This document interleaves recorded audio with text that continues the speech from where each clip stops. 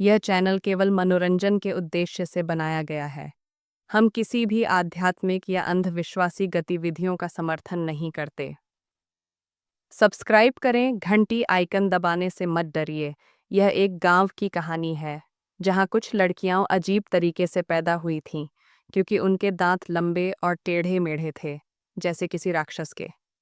कहा जाता था कि यह सब एक डायन के श्राप की वजह से हुआ था।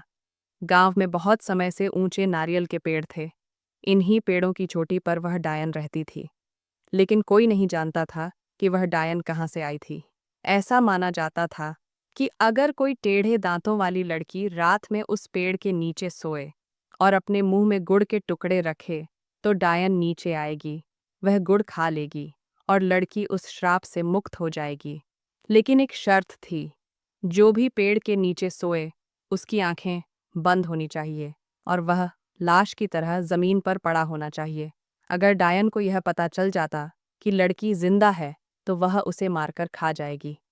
इसी गांव में जिया नाम की एक लड़की रहती थी। उसके दांत टेढ़े थे, जिसकी वजह से उसकी शादी के लिए कोई रिश्ता नहीं आता था और वह बहुत दुखी रहती थी। एक दिन उसकी दादी ने उसे यह कहानी सुनाई।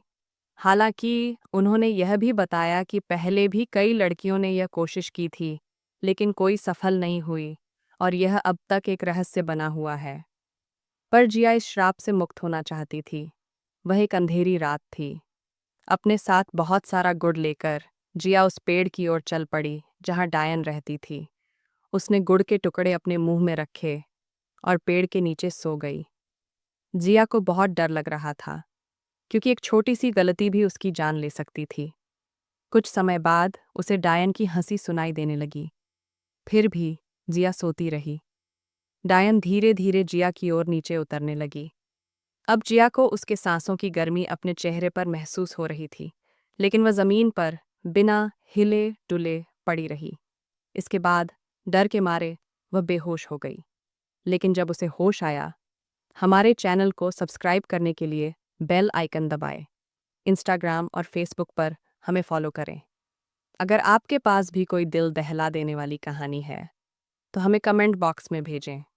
हम इसे हमारी आने वाली एनिमेटेड कहानियों में दिखाने की कोशिश